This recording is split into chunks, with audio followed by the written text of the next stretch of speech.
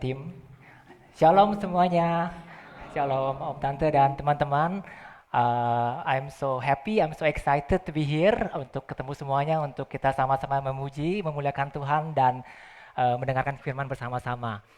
Tadi firman udah dibilangin, firmannya adalah tentang Promise Keeper hari ini.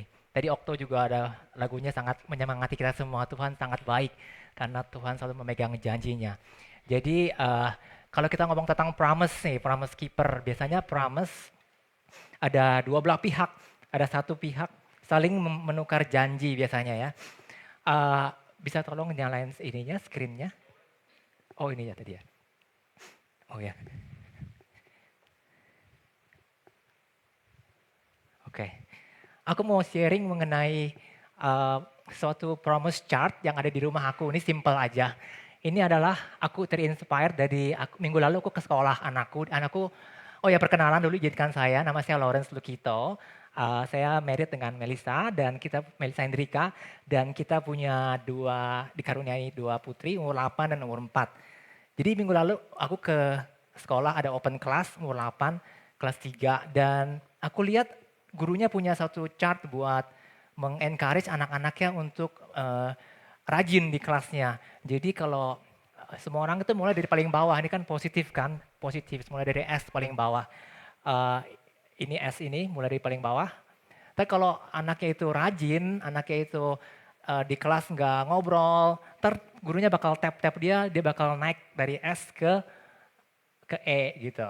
Nah ntar tunggu hari berikutnya dia jadi encourage orang-orang untuk melakukan hal-hal yang baik dan ntar kalau udah makin sampai ke P naik gitu, ntar dapat poin, ntar kalau makin banyak poinnya dia dapat prize-nya, yang paling the prize utamanya adalah pizza party with the principal. Jadinya wah ternyata sangat encourage orang anak-anak untuk ikutan begini. Nah aku juga jadi terinspired nih soalnya anakku kadang-kadang suka disuruh suka susah disuruhnya. Eh, jadi aku coba suruh anak aku bikin beginian dan it works gitu. Jadi lumayan. Tapi ada juga saatnya nggak jalan juga. Kenapa nggak jalan? Ini kan aku udah janji nih ya, aku sebagai promise, aku dan Melissa kita janji ini ada gambar pizza dan gambar popsicle ice cream. Karena satu mau pizza kalau dari atas, satu mau popsicle ice cream. Aku udah janjiin nih. Jadi, tapi mereka kadang-kadang eh, nggak mau untuk mendapatkan hal itu. Aku suruh misalnya cuci tangan, makan yang sehat, nggak mau dengerin, maunya makan yang kurang sehat. Jadinya, tapi karena mereka begitu, mereka jadi stuck sometimes. Jadi stuck nggak bisa naik-naik. Jadi mereka nggak mendapatkan suatu janji yang kita janjikan itu. Nah, kenapa? Karena demikian, karena mereka juga punya suatu kehendak bebas. Kita semua punya kehendak bebas, free will ya. Jadi sama dengan kita, what is God promise for us ya?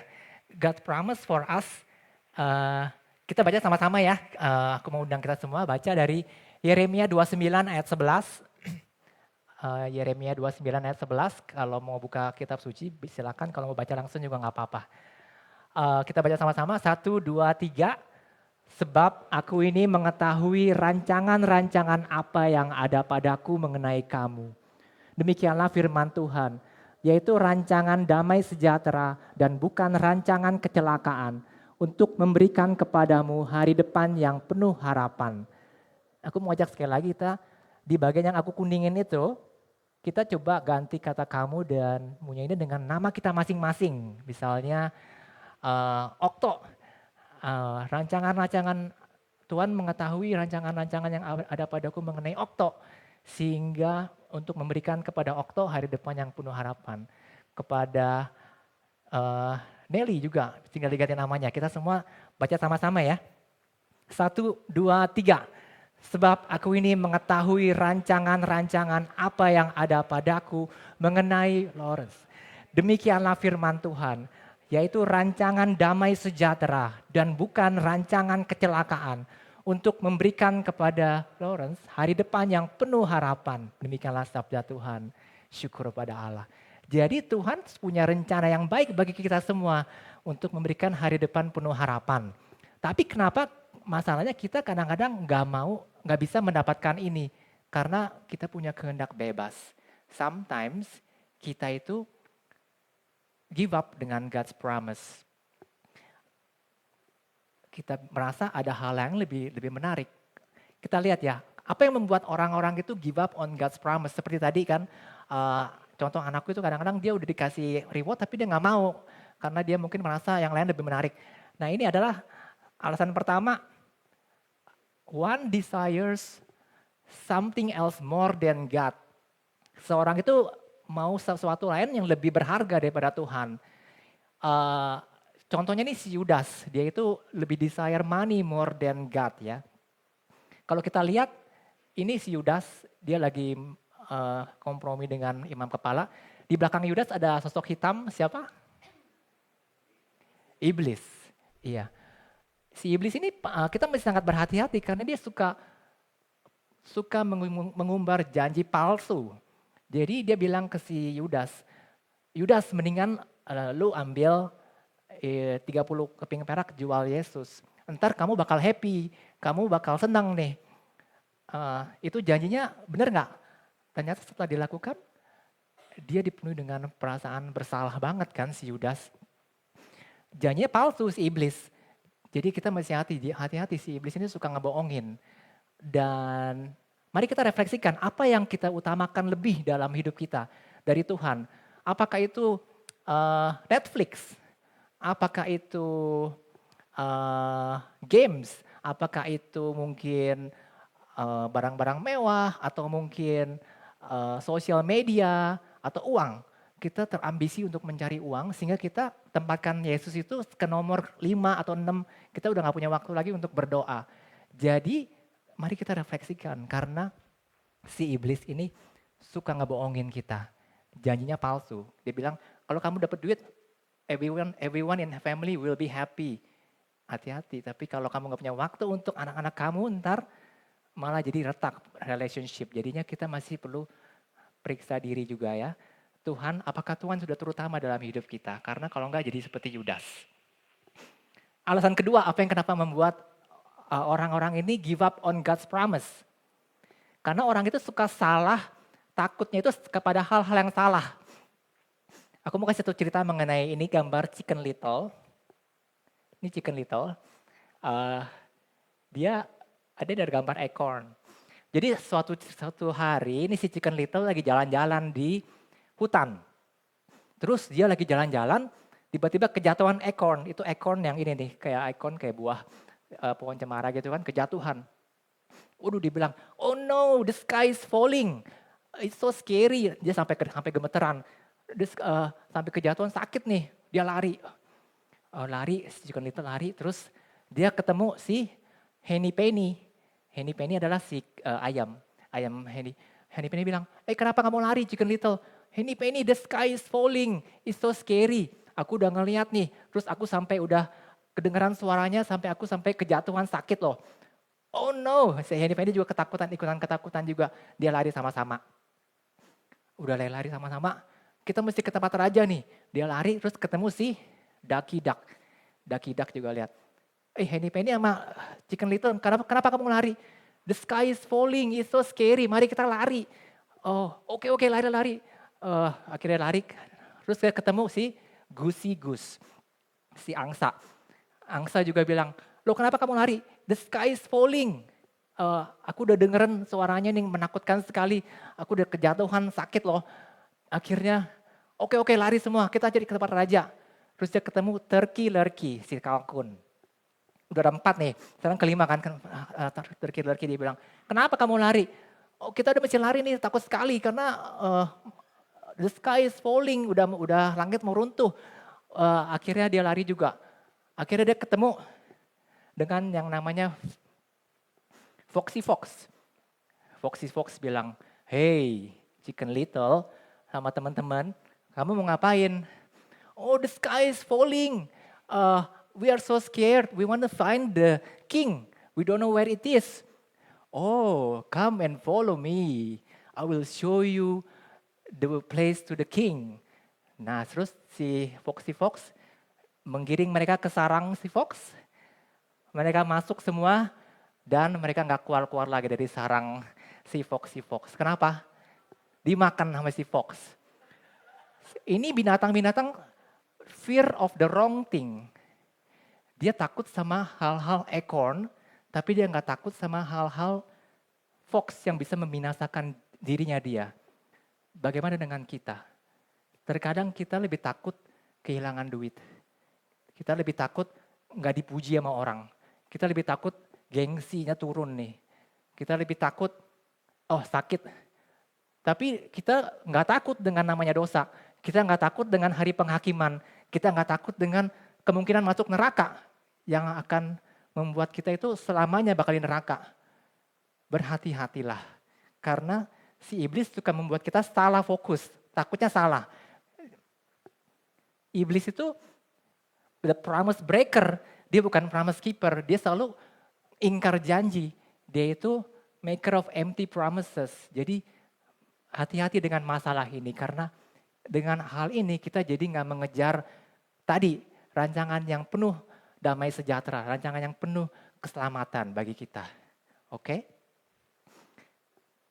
Kabar gembiranya apa? Kabar gembiranya adalah meskipun kita break promise to God, God still keep His promise and God give us new chance. Ya.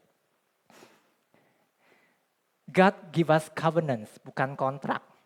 Kalau kontrak ini adalah seperti kita kontrak handphone. Kita mau ganti handphone 2 tahun.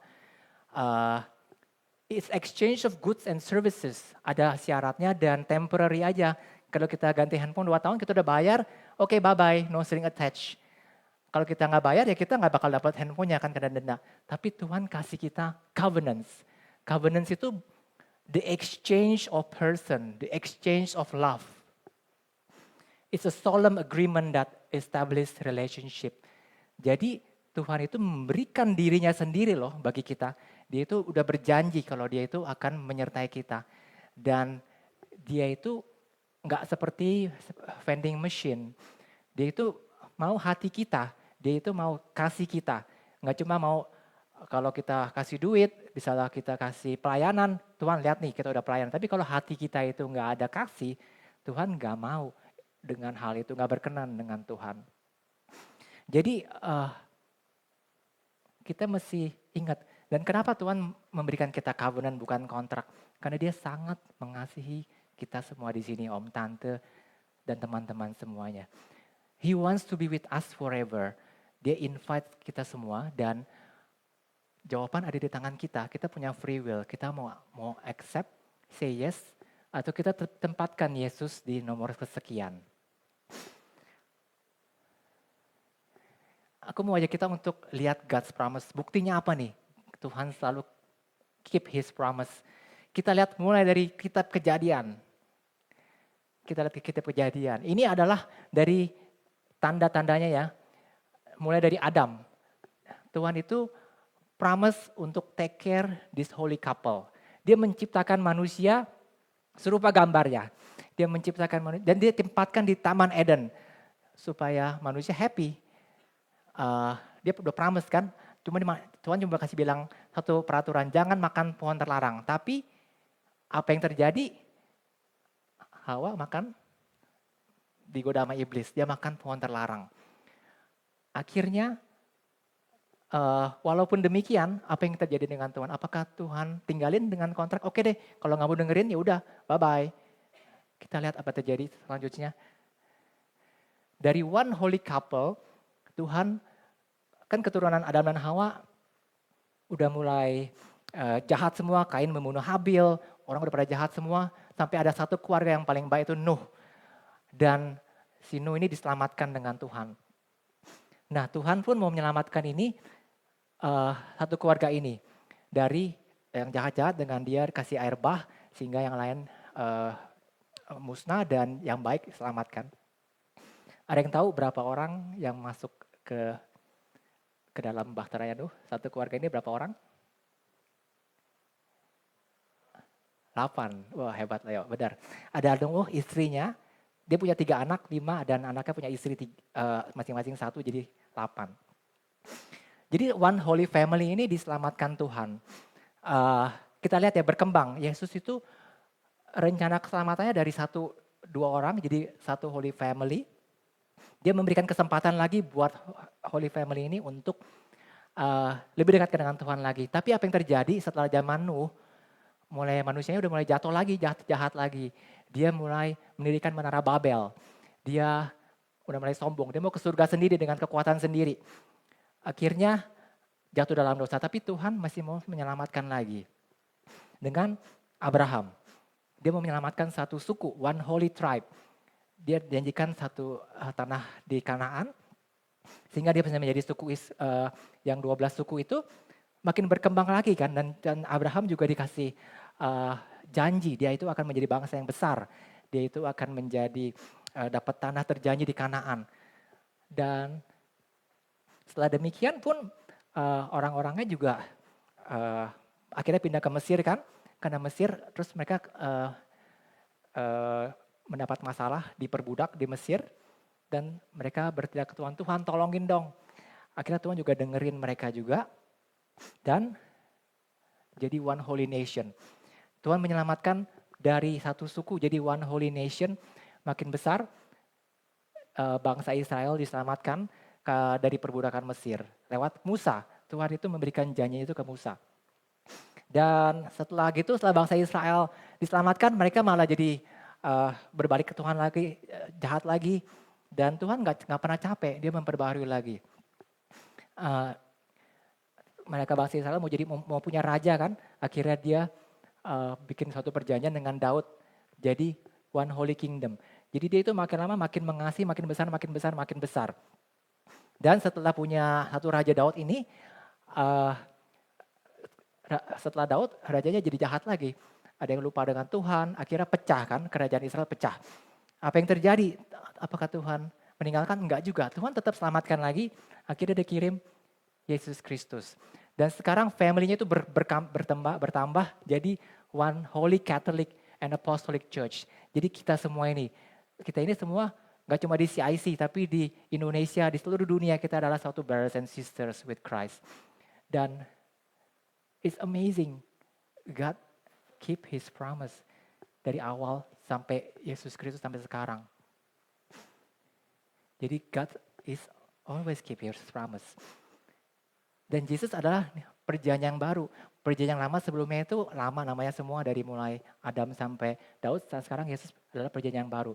Dan kita baca sama-sama dari Markus. Ini adalah yang kita baca kalau kita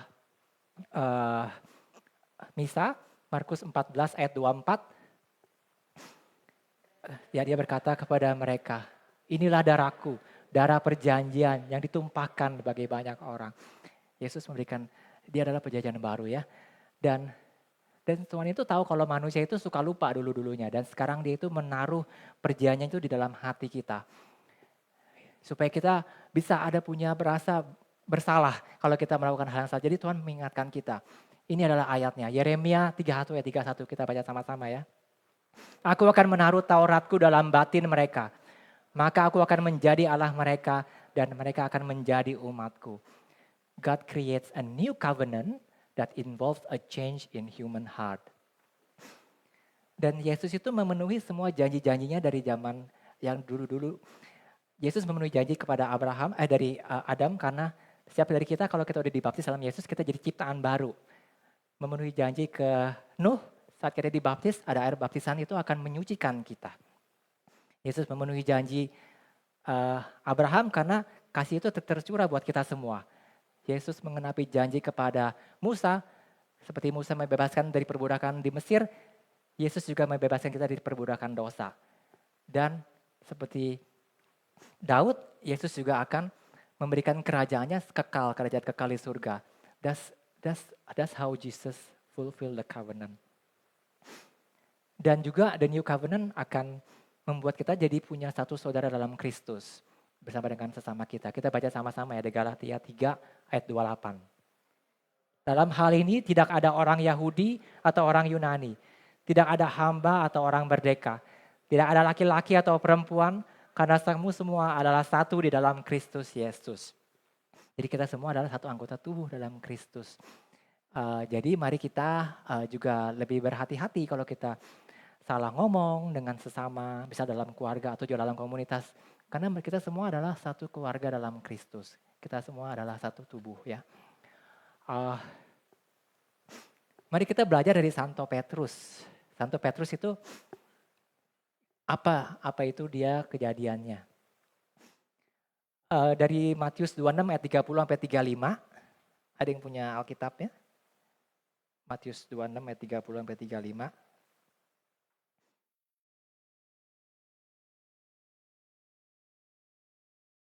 Matius 26 ayat 30 sampai 35.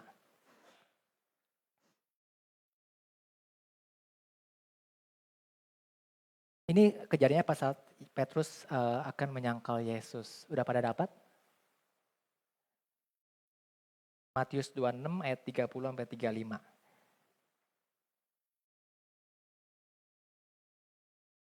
Udah dapat? Udah, kita baca sama-sama ya. 1, 2, 3. Sesudah menyanyikan nyanyian pujian, pergilah Yesus dan murid-muridnya ke Bukit Zaitun. Maka berkatalah Yesus kepada mereka, malam ini kamu semua akan tergoncang imanmu karena aku. Sebab ada tertulis, aku akan membunuh gembala dan kawanan domba itu akan tercerai-berai. Akan tetapi sesudah aku bangkit, aku akan mendahului kamu ke Galilea. Petrus menjawabnya, biarpun mereka semua tergoncang imannya karena engkau, aku sekali-kali tidak. Yesus berkata kepadanya, aku berkata kepadamu, sesungguhnya malam ini sebelum ayam berkokok, engkau telah menyangkal aku 3 kali. Kata Petrus kepadanya, sekalipun aku harus mati bersama-sama engkau, aku tak akan menyangkal engkau. Semua murid yang lain pun berkata demikian juga. Jadi Petrus membuat janji, tapi kita tahu apakah dia mendapati janjinya atau ingkar janji. Ingkar janji kan, akhirnya dia bilang dia nggak bakal meninggalkan Yesus deh, sampai mati pun nggak. Tapi akhirnya karena ketakutan, karena takut yang salah seperti si little chicken, dia lebih takut daripada nggak ikut, takutnya salah gitu. Misalnya dia lebih takut nggak bisa ikut dengan Yesus kan. Dia akhirnya menyangkal Yesus 3 kali. Tapi apa yang terjadi dengan Petrus? Petrus itu dia pintar, dia tahu kalau Yesus itu penuh dengan belas kasih. Kalau Yudas dia nggak tahu kalau Yesus itu penuh belas kasih, dia lupa dan kalau Yesus itu bisa mengampuni. Mari kita baca Yohanes 21 ayat 15 sampai 17. Ini kejadiannya setelah Yesus bangkit, dia kasih kesempatan lagi buat Petrus. Yohanes 21 ayat 15 sampai 17. Judulnya gembalakanlah domba-dombaku. Yohanes 21 ayat 15 sampai 17. Udah pada dapat? Udah ya. Kita baca sama-sama ya. 1, 2, 3. Sesudah sarapan Yesus berkata kepada Simon Petrus, Simon anak Yohanes, apakah engkau mengasihi aku lebih daripada mereka ini? Jawab Petrus kepadanya, benar Tuhan, engkau tahu bahwa aku mengasihi engkau. Kata Yesus kepadanya, gembalakanlah domba-dombaku. Kata Yesus pula kepadanya untuk kedua kalinya, Simon anak Yohanes, apakah engkau benar mengasihi aku? Jawab Petrus kepadanya, benar Tuhan, engkau tahu bahwa aku mengasihi engkau. Kata Yesus kepadanya, gembalakanlah domba-dombaku. Kata Yesus kepadanya untuk ketiga kalinya, Simon anak Yohanes, apakah engkau mengasihi aku? Maka sedih hati Petrus karena Yesus berkata untuk ketiga kalinya, apakah engkau mengasihi aku? Dan ia berkata kepadanya, Tuhan, engkau tahu segala sesuatu. Engkau tahu bahwa aku mengasihi engkau. Kata Yesus kepadanya, gembalakanlah domba-dombaku. Demikianlah sabda Tuhan. Terpujilah Kristus. Jadi kita lihat ya, Petrus menyangkal Yesus berapa kali? 3 kali. Di sini Yesus tanya dia lagi, apakah dia mengasihi Yesus berapa kali? 3 kali juga. 3 kali menyangkal, 3 kali dikasih kesempatan untuk kembali kepada Yesus. Demikian juga dengan kita.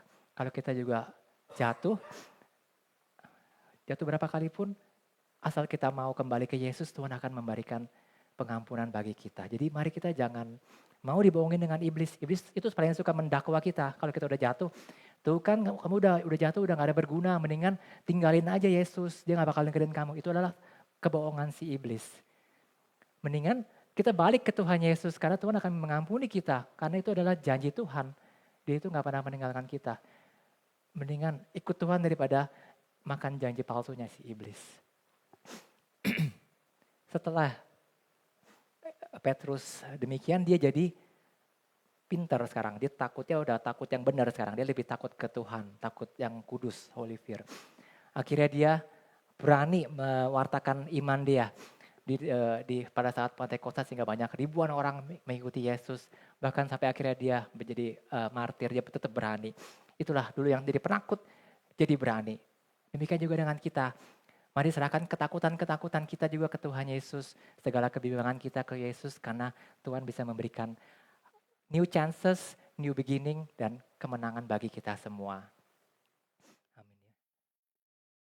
Practical action, aku mengundang kita untuk put to practice nih yang udah kita belajarin. Gimana cara kita bisa enjoy God's promise? The first thing is to pray. Pray, mari kita baca dari Katekismus Gereja Katolik ya. Christian prayer is a covenant relationship between God and human in Christ. Ternyata pray itu adalah janji loh. Aku baru ngeh gitu. Aku pikir pray itu ya udah pray asal ngomong aja ke Tuhan gitu. Tapi pray itu adalah suatu janji. Janji itu adalah seperti tadi Om Budi bilang dia baru ada kursus pernikahan. Aku juga dulu kursus pernikahan sama Om Budi juga sama Tante Yuyun. Janji itu seperti orang married karena the exchange of love. Jadi kita perlu juga make it serious kalau kita berdoa. Karena kita seperti kita berjanji akan setia kepada pasangan kita pas lagi kita married. Ini juga kita pas lagi kita berdoa itu kita berjanji. Misalnya kita lagi berdoa, doa Bapa kami nih, kita doa Bapa kami. Ampunilah kesalahan kami seperti kita mengampuni yang bersalah kepada kami. Apakah kita udah benar-benar mengampuni yang bersalah kepada kami? Terus kita bilang, aku percayakan Allah, Bapa yang Maha Kuasa, pencipta langit dan bumi. Apa kita benar-benar percaya kepada Tuhan saat masalah kita itu datang? Itu seperti kita janji. Jadi doa itu jangan cuma seperti burung beo. Burung beo itu bisa ngomong doa loh. Aku tuh lihat di Google ada ketemu burung bisa ngomong doa. Tapi apakah dia benar-benar bisa seperti itu? Prayer is the raising of one mind and heart to God. Jadi gak cuma pikiran kita juga, gak cuma hati kita juga, tapi dua-duanya itu mesti sempurna supaya kita naikkan ke Tuhan. Karena itu yang Tuhan berkenan bagi kita. Hari ini ada yang ingat bacaan hariannya apa? Apa? Orang Farisi lagi berdoa juga ya Tante. Sama tax collector. Iya. Iya taxman. Orang Farisi berdoanya gimana Tante doanya?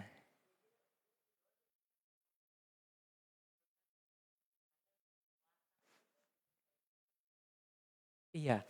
Jadi ini udah mulai sombong. Dia doanya bukannya dari kerendahan hati, tapi dari ketinggian hatinya. Dia merasa udah puasa 2 kali seminggu, perpuluhan, udah sering bantu berdoa, tapi dia malah menghakimi orang lain.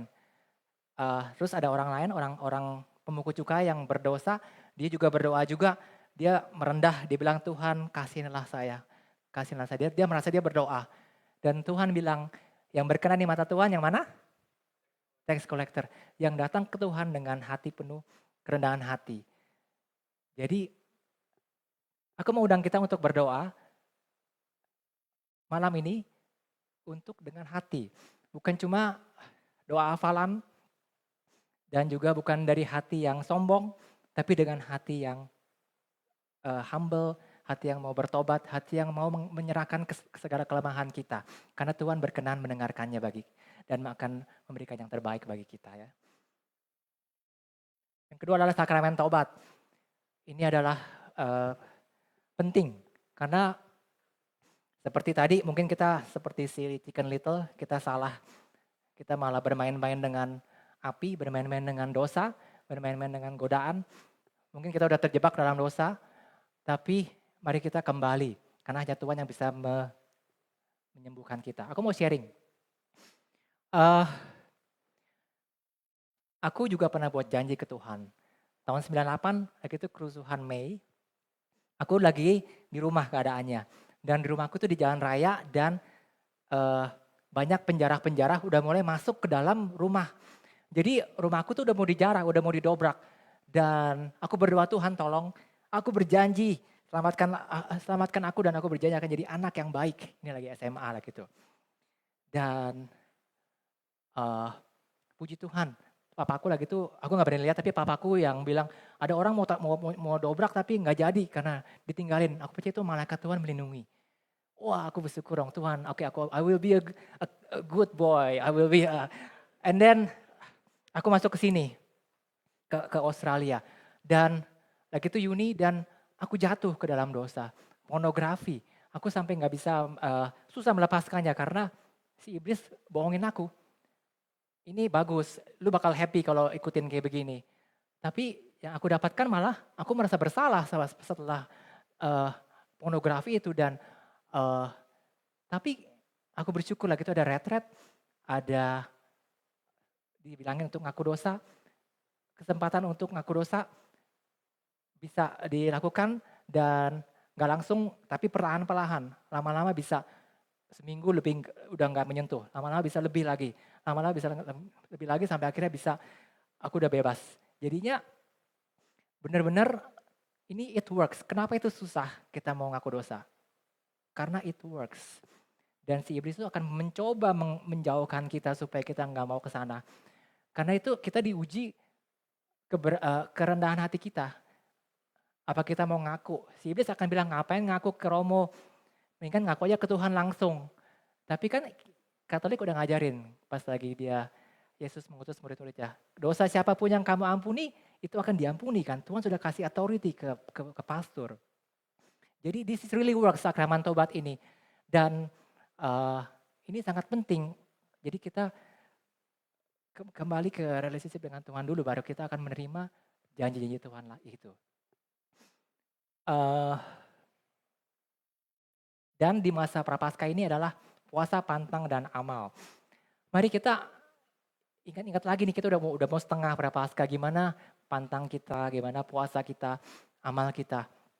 Karena ini adalah seperti suatu latihan rohani supaya kita bisa mengendalikan diri, supaya kita nggak jatuh ke dalam dosa. Dosa itu seperti ranjau, suka tersembunyi.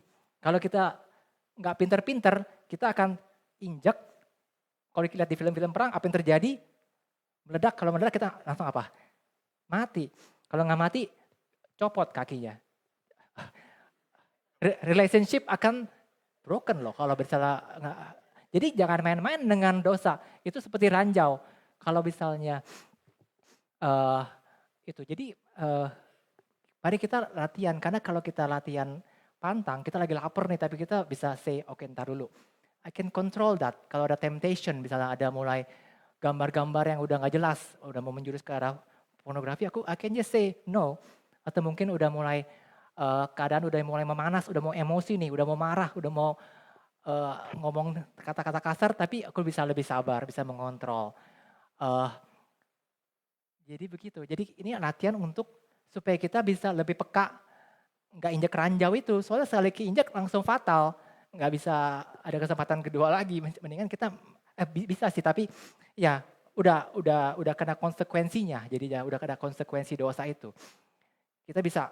Jadi walaupun kita udah kena dosa, tapi mari kita berbalik ke Tuhan. Masih ada kesempatan kedua, masih ada new chances ya.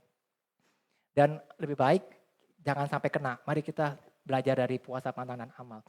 Dan juga kita jadi bisa nggak berbeban berat. Travel light in our pilgrimage on earth. Jangan bawa beban kemarahan, kelekatan materi. Jadi kalau ranjau itu kan kalau orangnya berat bakal meledak. Tapi kalau aku mau ada satu pahlawan nih. Dia ini bisa, namanya Magawa. Magawa ini dia bisa deteksi ranjau, lebih pintar daripada metal detector. Dan dia ini bisa cepat, satu lapangan tenis bisa dicek dalam waktu 20 menit. Kalau pakai orang, pakai metal detector 3 hari. Dan dia ini ringan. Siapakah Magawa? Dari Afrika? Tikus. Tikus dari Afrika Selatan. Tikusnya ini segede kelinci mungkin. Mungkin kayak kelincinya si Riko kali. Tapi dia ini ditrain, dia ini bisa deteksi dinamit. Jadi dia bisa tahu, kita lihat itu di belakangnya ada, jadi diikat, di belakangnya ada orang nungguin. Jadi kalau ada dinamit dia bakal gali-gali dan ketahuan ada ranjau. Dan dia itu ringan. Jadi mari kita juga belajar, tikus aja bisa menghindari ranjau gitu. Mari kita juga belajar dong, jangan mau injak ranjau iblis. Kalau misalnya ada ranjau nggak mau gitu, jadi bisa lebih pintar. Yang terakhir, forgive others. Ini seperti kita doa Bapa kami tadi kan. Ampunilah kesalahan kami seperti kami pun mengampuni yang bersalah kepada kami. Ini adalah janji loh, doa itu adalah covenant. Apakah kita udah memenuhi janji kita kalau kita bersagi hal itu? Dan ini adalah satu kondisi untuk kita menerima pengampunan Tuhan kan. Kalau kita nggak mau mengampuni, kita juga susah menerima pengampunan dari Tuhan. Dan pengampunan ini sangat penting karena ini bisa memperbaiki relationship kita dengan sesama. Mari kita refleksi, mungkin dalam suami istri ada pernah salah mungkin dengan anak, dengan orang tua, dengan saudara-saudara, dengan teman sekomunitas mungkin, dengan teman sel, mungkin kita pernah salah kata. Mari kita coba mohon Tuhan untuk bisa mengampuni. Ini seperti kita pantang. Mengampuni itu bukan berarti melupakan loh. Mungkin banyak orang salah, aduh gak bisa mengampuni soalnya gak bisa lupa. Emang benar gak bisa lupa. Mengampuni bukan berarti melupakan, karena manusia itu pintar. Bisa lebih pintar daripada gajah kan, dia bisa ingat. Dan secara fisik itu gak bisa lupa. Dan tapi kalau misalnya dia ingat, dia bisa seperti pantang, dia bisa, oke Tuhan aku lagi ingat sama orang ini nih, lagi pernah menyakiti aku. Susah nih tapi bantu dong supaya saya bisa mendoakan dia dan gak keinget itu. Jadi kita bisa mengontrol diri kita gak jatuh ke dalam kemarahan yang makin memanas gitu. Kita bisa langsung stop, kita minta Tuhan bantu. Dan mengampuni itu juga bukan berarti kita membiarkan diri disiksa, ditipu habis-habisan, udah ditipu sekali, kita ditipu kedua kali, bukan berarti demikian. Tapi kita bisa menghadapi dia dengan kasih, bukan dengan emosi, tapi kita bisa juga dengan cerdik, kita juga bisa mengatasi juga dengan itu. Jadi, dan juga mengampuni itu bukan berarti kita, udah gak ingat lagi, udah gak berasa sakit lagi. Mungkin masih berasa sakit, gak apa-apa, tapi pelan-pelan kita ampuni orang itu, dan Tuhan akan memberikan pengampunan. Oke.